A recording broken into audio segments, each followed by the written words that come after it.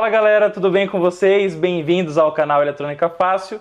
Meu nome é Rodolfo e hoje estou aqui nesse dia maravilhoso e super importante na carreira da minha pessoa e do canal Eletrônica Fácil para entrevistar o grande mestre da eletroeletrônica, professor Newton C. Braga. Beleza? Então confira nessa entrevista completa tudo e mais um pouco sobre essa grande personalidade, mestre, professor e, sem dúvida, a grande referência no Brasil e no mundo na área de eletroeletrônica. Professor Newton C. Braga, muito obrigado por receber a gente aqui na sua casa. Eu agradeço o convite mais uma vez e estou aqui à disposição de vocês e também para responder todas aquelas perguntas que vocês enviaram.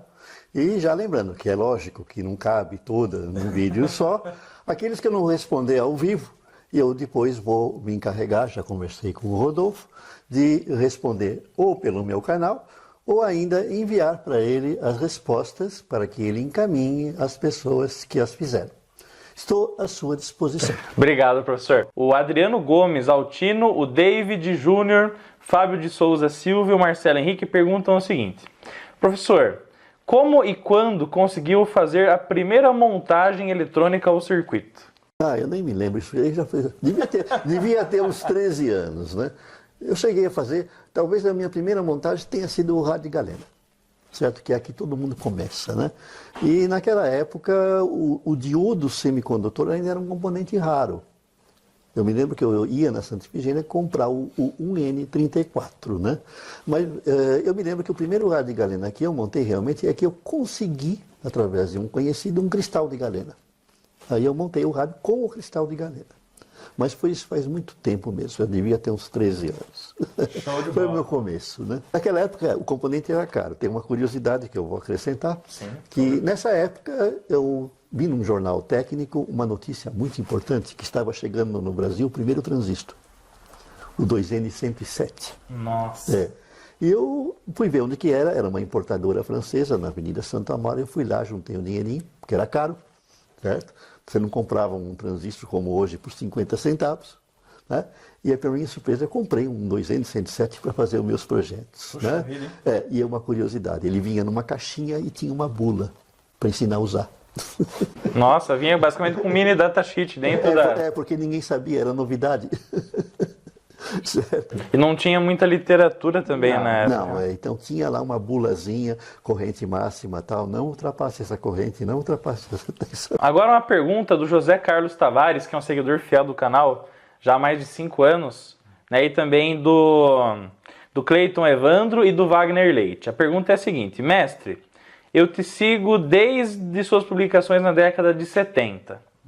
E minha dúvida é sobre os desafios que você tinha na época para escrever os seus artigos e publicações. Quais eram os seus grandes desafios na hora de fazer as publicações na década de 70? Desde o início, são problemas que até hoje a gente tem. Primeiro, é a dificuldade de obter componentes. Então, se você quer fazer um projeto, você vê numa publicação estrangeira um novo componente, tem uma ideia em cima dele, como obter o componente. E eu vejo isso até hoje como barreira, que nós temos aí milhares de jovens que querem desenvolver coisas, os makers, né?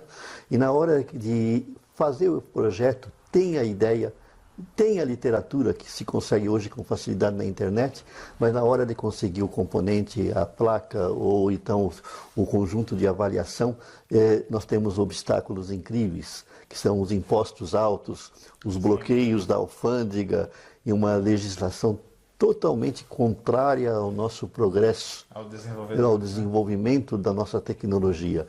Não há apoio nenhum para professores, desenvolvedores, estudantes, makers, seja lá quem for. Esse obstáculo eu tenho procurado vencer desde que eu comecei, né? Eu me lembro que o caso do primeiro transistor que chegou aqui, ele chegou com pelo menos 20 anos de atraso, certo? Para que você manuseasse esse componente. Certo? É um problema isso. Vamos trabalhar para corrigir esse problema, pelo menos enquanto eu estiver aqui. Uma pergunta do Thiago Barbosa Terciano. Essa pergunta aqui eu acredito que não é só a pergunta dele, mas a de milhares de pessoas no Brasil sobre você, sobre a sua carreira. O que fez despertar a curiosidade no mestre Newton C. Braga para seguir na área eletrônica e continuar essa carreira por tanto tempo? Bom, a curiosidade vocês já viram, eu apresentei aqui o livrinho que eu ganhei, né, por onde eu comecei. E daí, à medida que você vai aprendendo a tecnologia, vai aprendendo a ciência e vai vendo como que ela é maravilhosa, inclusive, é uma coisa que eu recomendo. Pessoal, não fiquem só na eletrônica. Procurem conhecer ciências que estão em volta, porque o futuro vai ser esse. Vai ser a interação da eletrônica com tudo. Já falei da biologia, dos chips que podem estar nas pessoas, que vamos ter integração da pessoa com a eletrônica de uma forma direta. Então, isso aí vai exigir que a gente conheça um pouco mais, não é só a eletrônica. Então, eu sempre fui curioso em relação a isso. Eu fiz pesquisa em faculdade de medicina, né? Já falei em biônica. Eu fiz pesquisa com uma associação de astrofísicos, né? Eu fiz curso de astronomia, né? Observação astronômica, tanto que ainda tenho um bom telescópio que de vez em quando eu levo para o interior para observar, né? Então a gente tem que procurar as ciências que estão em volta, porque esse vai ser o futuro. A eletrônica não vai estar sozinha, não. Né? A eletrônica vai estar em tudo. E eu sempre fui curioso em relação a isso, né? Quando sai alguma coisa, poxa, mas se eu utilizar isso em biologia, o que eu posso fazer? Pode fazer. Tanto que vocês olham no meu site, vocês têm artigos de todos os setores. Vocês têm artigos na seção de meio ambiente, na seção de eletrônica paranormal, né? Tem astronomia, você tem tudo lá.